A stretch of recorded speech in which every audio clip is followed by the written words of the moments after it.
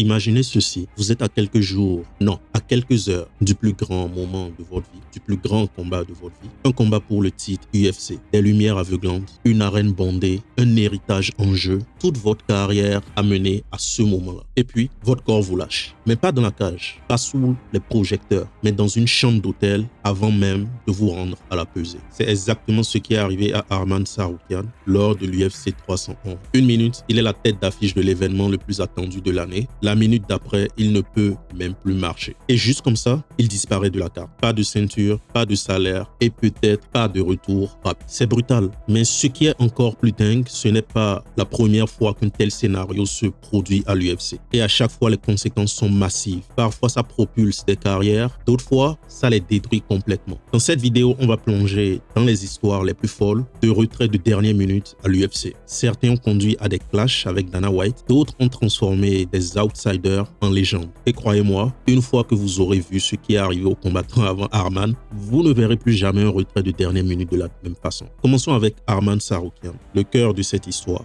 Ce combattant n'était pas seulement prêt à se battre pour une ceinture. Il était à deux doigts de changer sa vie entière. À 28 ans, il avait gravi les échelons d'une des divisions les plus sanglantes du MMA, les poids légers. Il a obtenu son billet pour le sommet avec un combat contre Islam Makhachev, le champion en titre. L'homme que beaucoup considèrent comme imbattable, l'héritier de Khabib. Arman avait mérité sa place. Il a enchaîné les combats compliqués. Il a quand même battu de gros noms. Il avait tout fait bien. Il ne s'agissait pas d'un coup de chance. C'était son moment. Mais quelques heures avant la pesée, tout s'est effondré. Une douleur au dos. Pas une simple gêne, mais une douleur qui le cloue au lit. Il essaie de tenir. Il prend des antidouleurs, mais rien n'y fait. À 5 heures du matin, il n'arrive même plus à marcher. Sa version des faits est très intrigante. Je cite, « Je voulais me battre, même si je perdais, au moins j'aurais été là. J'aurais gagné de l'argent, mais je ne pouvais pas marcher cette nuit-là. » Et c'est là que les vraies conséquences tombent. Parce qu'à l'UFC, une chance au titre, c'est plus rare que de l'or. Dans la division des poids légers, il y a une file d'attente monstrueuse. Oliveira, Poirier, KG, Chandler, Dana White, la politique politicienne de l'UFC.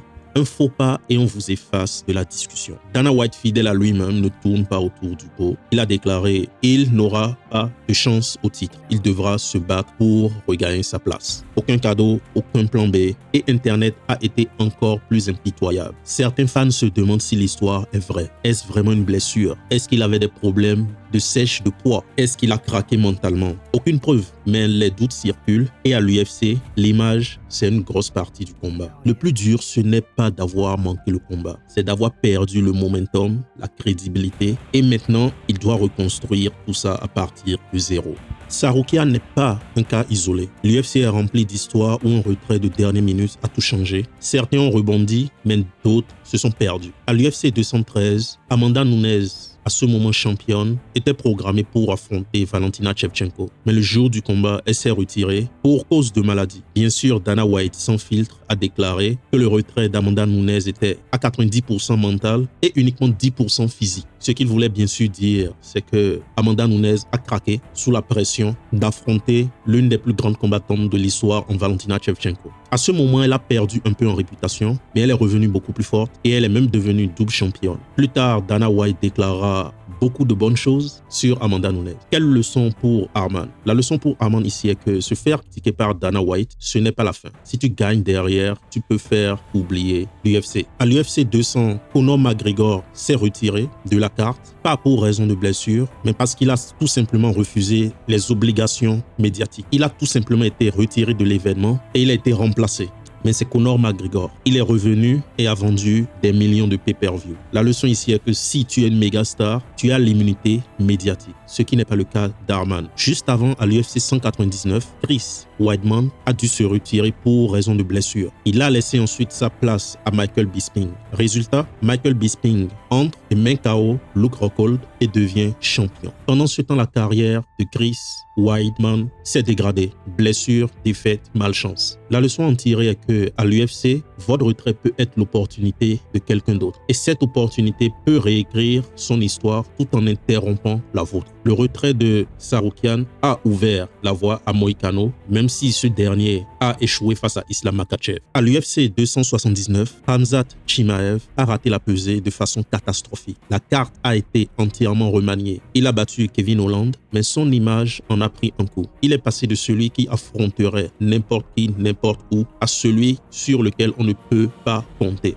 La leçon à tirer ici est que même si tu es une bête, même si tu es très fort, une absence de dernière minute peut te donner une réputation de combattant pas fiable. À l'UFC 177, Renan Barão a dû se retirer la veille du combat programmé face à TJ Dillashaw parce qu'il avait une sèche très compliquée. Joe Soto l'a remplacé à un jour du combat. Dillashaw a gagné, mais Barão n'a plus jamais été le même. Il a perdu de nombreux combats par la suite et a lentement disparu de l'élite.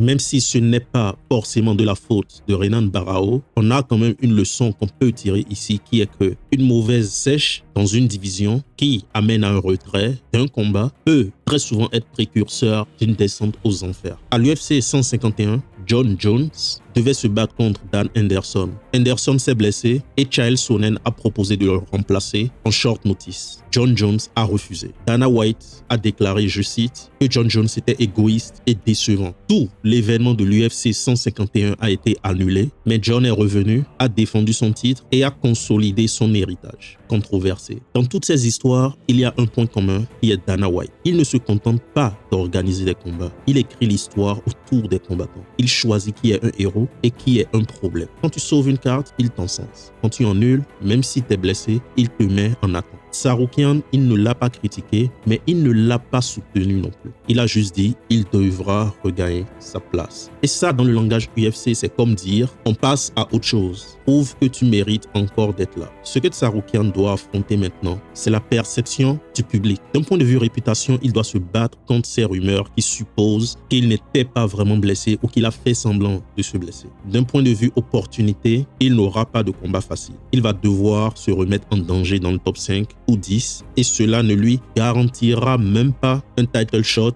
en cas de victoire. D'un point de vue psychologique, il doit rebondir mentalement, chose que je pense qu'il réussira à faire. D'un point de vue financier, pas de combat, pas de bonus et moins tu combats, plus tu deviens invisible. Et invisible, c'est égal à remplaçable. Mais bon, Tsarukyan est un fils à papa, donc le financier ne devrait pas trop l'affecter. Voilà où en est Arman Tsarukyan. Il est à un carrefour, il peut rebondir, tout va dépendre de comment il revient et surtout de comment l'UFC joue les cartes de la course au titre. Donne-moi ton avis dans les commentaires. Arman mérite-t-il une autre chance? Dana White a-t-il été trop dur? Et qui devrait être son prochain combat? Si tu veux plus de vidéos comme celle-ci, lâche un like, abonne-toi, partage avec un ami fan de MMA et on se dit à la prochaine.